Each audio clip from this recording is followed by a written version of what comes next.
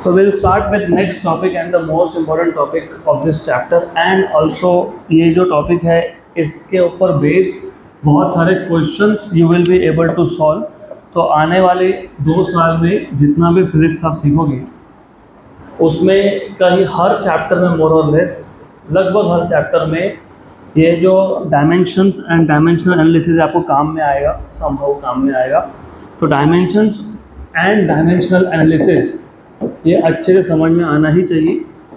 अगर ये समझ में आया तो बहुत बार ऐसा होगा कि आपको क्वेश्चन सॉल्व नहीं करते आ रहा है, मतलब फॉर्मूला आपको याद ही नहीं. बताऊंगा मैं, मे बी एक क्वेश्चन है जिसमें आपको कुछ फाइंड करने के लिए बोला है और आपको फॉर्मूला याद नहीं है, तो तुम फॉर्मूला डायरेक्टली खुद बना सकते हो. तो that is why dimensional analysis ही बहुत इंपॉर्टेंट है. तो let us see dimensions and dimensional analysis मतलब होता क्या है ये. तो डायमेंशनल एनालिसिस स्टार्ट करने से पहले डायमेंशंस क्या होते हैं वो देख लेंगे. तो let us first see what are dimensions. तो अगर आपको याद होगा डिराइव्ड क्वांटिटीज क्या होते हैं, याद है क्या derived quantities? Oh very good. तो derived quantities are those physical quantities which depend on other fundamental quantities for their measurement. बराबर. तो ये जो डिराइव्ड क्वांटिटीज होते हैं ना, these are some combination of 7 fundamental quantities. For example, if I ask you what is speed, what is speed? Distance upon time. Very good. तो ये जो speed है ये किसका combination है? Distance और time का. तो speed, which is a derived quantity, is a combination of distance and time. For example, if I ask you what is acceleration?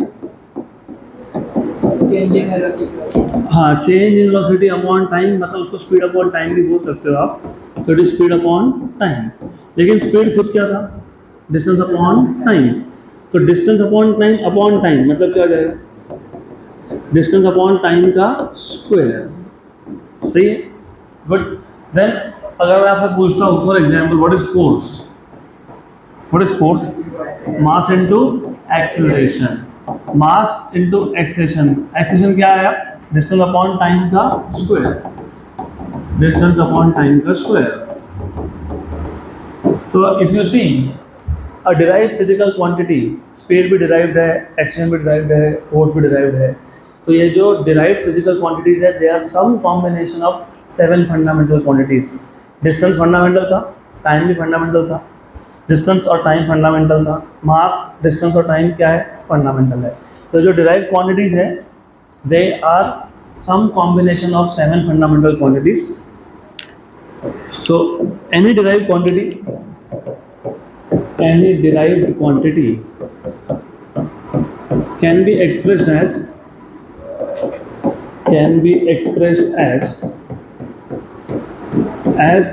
some combination of 7 fundamental quantities. मैंने आपको example बता दिए 3. तो speed is distance upon time, ये एक combination है. उसके बाद एक्सेलरेशन, ये डिस्टेंस अपॉन टाइम स्क्वायर है, ये दूसरा कॉम्बिनेशन है. फोर्स, ये mass into distance upon time square, तीसरा कॉम्बिनेशन है.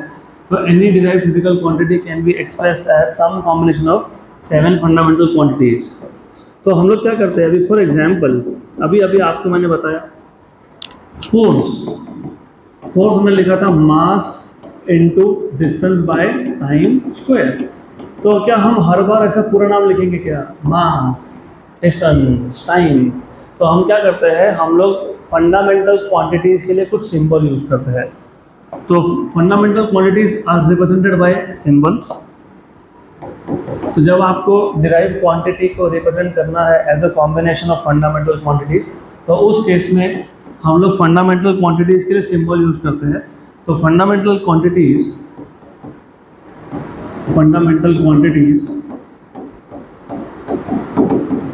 are expressed using symbols as.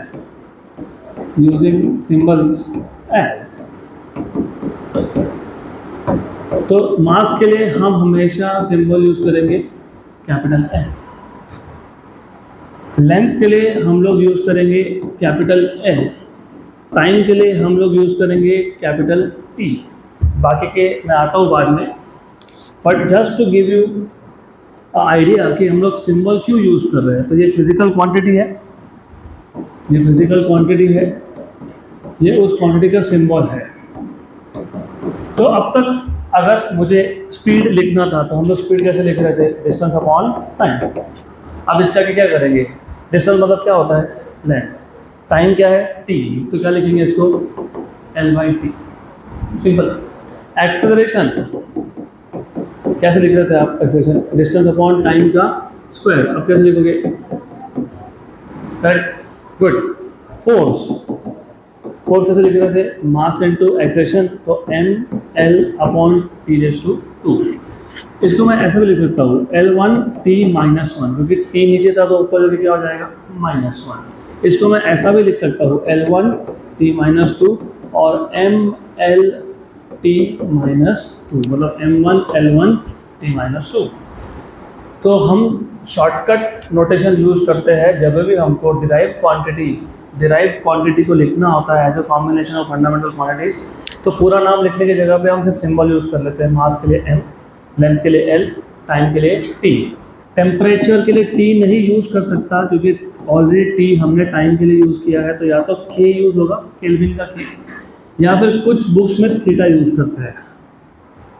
क्योंकि अगर आप सीखोगे आगे, जैसे जैसे हम आगे जाएंगे, ऐसे कुछ टॉपिक है उसमें इक्वेशन बनेंगे, उस एक ही इक्वेशन में K ऑलरेडी आ गया, अगर K ऑलरेडी आ गया तो मैं वापस से टेम्परेचर के लिए K नहीं यूज़ कर सकता, फिर क्या यूज़ करेंगे, थीटा। तो K या थीटा दोनों में से कोई भी एक। Then for electric current we use इधर A, एम्पियर का A, या फिर I। अगर आपको याद होगा लुमिनस इंटेंसिटी के लिए यूज करते हैं C, और मोल अमाउंट ऑफ सब्सटेंस के लिए यूज करते हैं MOL। ज़्यादा क्लियर?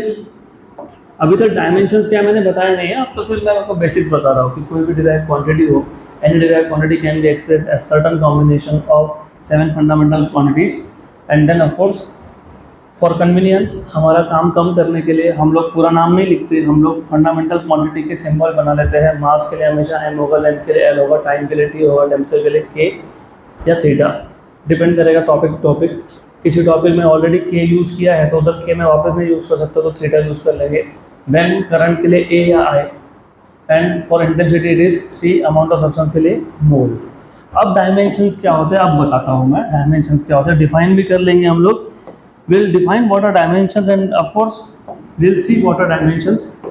तो dimensions मतलब क्या, dimensions का मतलब क्या, फॉर एग्जाम्पल वही 3 एग्जाम्पल लेता हूँ जो मैंने अभी आपको बताए।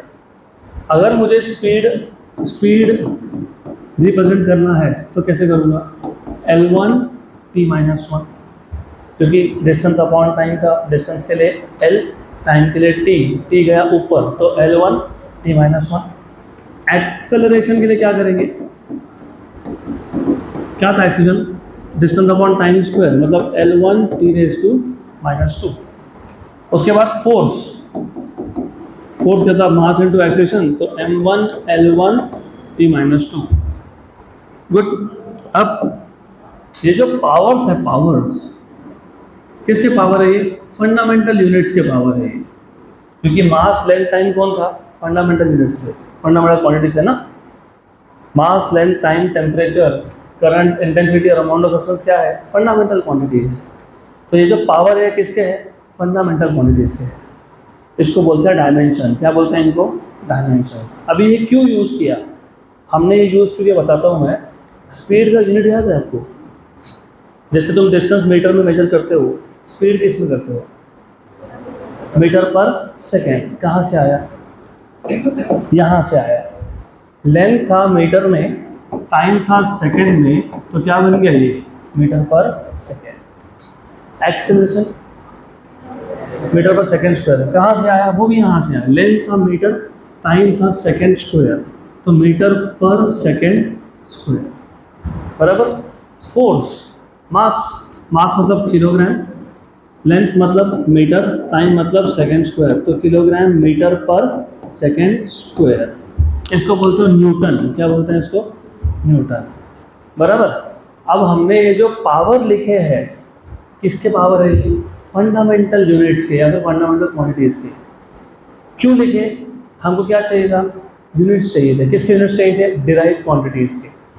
तो हमको डिराइव क्वांटिटीज के यूनिट्स चाहिए थे। डिराइव क्वांटिटीज के यूनिट्स फाइंड करने के लिए हम लोगों ने फंडामेंटल क्वांटिटी के पावर्स लिख लिए, और उस पावर्स को क्या बोल रहे हैं हम लोग? डायमेंशंस। तो डिफाइन देखो कैसा करते हैं। Dimensions are the powers to which the fundamental units और fundamental quantities must be raised in order to obtain units of physical quantities. कौन सा physical quantities? Derived physical quantities. तो डिफाइन कर लेंगे, वापस बताऊंगा मैं, don't worry, I repeat this. तो डायमेंशंस क्या होते हैं? Dimensions are the powers. तो डायमेंशंस आर द पावर्स, किसके पावर थे? फंडामेंटल क्वांटिटीज की। तो dimensions are the powers to which fundamental quantities और यूनिट्स, फंडामेंटल क्वांटिटीज और यूनिट्स मस्ट बी रेज्ड। और ये क्यों किया हमने? In order to obtain. हमको क्या चाहिए था? हमको यूनिट्स चाहिए थे। किसके यूनिट्स चाहिए थे? फिजिकल क्वांटिटीज के। तो in order to obtain the units of physical quantities. लेकिन नॉर्मली ये फिजिकल क्वांटिटीज कौन से है? ये है डिराइव्ड। तो units of derived physical quantities. Clear? यहाँ तक?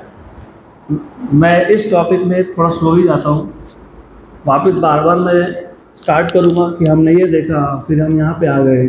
तो बात ऐसी थी कि डायमेंशंस और डायमेंशनल एनालिसिस समझने के लिए आपको ये पता होना ज़रूरी था कि कोई भी डिराइव क्वांटिटी ये हमेशा ही जो 7 फंडामेंटल क्वांटिटीज है उसका कुछ एक कॉम्बिनेशन होता है। Distance upon time speed, distance upon time square acceleration, मास इनटू डिस्टेंस पर टाइम स्क्वायर फोर्स। वॉल्यूम की बात करोगे तो डिस्टेंस क्यूब होता है। What is volume of a cube? Length cube. Length क्या है? डिस्टेंस है। एरिया की बात करोगे तो क्या होगा? वो डिस्टेंस का स्क्वायर। तो any derive quantity is always certain combination of 7 fundamental quantities. तो इसका मतलब मुझे डिराइव क्वांटिटी को लिखना है एज अ कॉम्बिनेशन। किसका कॉम्बिनेशन? किसका? फंडामेंटल क्वांटिटीज का। तो फंडामेंटल क्वांटिटीज का कॉम्बिनेशन लिखते वक्त पूरा नाम लिखने की जगह पे हम लोग क्या करते हैं? हम लोग सिर्फ सिंबल यूज करते हैं। बराबर। तो अब मुझे अगर स्पीड रिप्रेजेंट करना है, वो डिस्टेंस अपॉन टाइम का, डिस्टेंस मतलब l रेज टू 1, टाइम मतलब t रेज टू 1, तो ये क्या बन गया? L1 t minus 1। तो ये जो पावर्स है इसको हम लोग क्या बोलते हैं? डायमेंशंस। क्या बोलते हैं इसको? डायमेंशंस। तो डायमेंशंस आर द पावर्स। अभी पावर कहाँ लिखे तुमने? फंडामेंटल क्वांटिटी के ऊपर लिखे ना, तो इसलिए हमने बोला टू विच फंडामेंटल क्वांटिटीज और units are raised in order to obtain the unit of derived physical quantity. अब जब आप डायमेंशन लिखते हो तो हम लोग क्या करते हैं? फॉर एग्जाम्पल स्पीड के लिए हमने क्या लिखा? L1 t minus 1। For example हमने एक्सेलरेशन के लिए क्या लिखा? L1 t minus 2। और हमने फोर्स के लिए क्या लिखा था? फोर्स के लिए क्या आया था? फोर्स के लिए M1 L1 t माइनस 2। तो हम जब डायमेंशंस लिखते हैं तो नॉर्मली हम इसको स्क्वायर ब्रैकेट में रिप्रेजेंट करते हैं, और ये जो स्क्वायर ब्रैकेट में जो कुछ भी आया इसको बोलते हो डायमेंशनल फॉर्मूला या फिर डायमेंशनल इक्वेशन। क्या बोलते हैं इसको? डायमेंशनल फॉर्मूला और dimensional equation. So ideally fundamental quantities along with their dimensions, MLT ये फंडामेंटल क्वांटिटीज है, पावर ये डायमेंशंस है। तो normally fundamental quantities along with their dimensions are represented inside a square bracket, and this equation so obtained is called as dimensional formula or dimensional equation. तो speed का dimensional formula क्या है? L1 t minus 1। Acceleration का क्या है? L1 T minus two, force का क्या है M1 L1 T minus two. यहाँ तक क्लियर, पक्का। अब पहला चैप्टर फिजिक्स का जो हम लोग अभी देख रहे हैं, यूनिट्स एंड मेजरमेंट्स या यूनिट्स एंड डायमेंशंस, ये इंपॉर्टेंट क्यों है? It is important because of two things.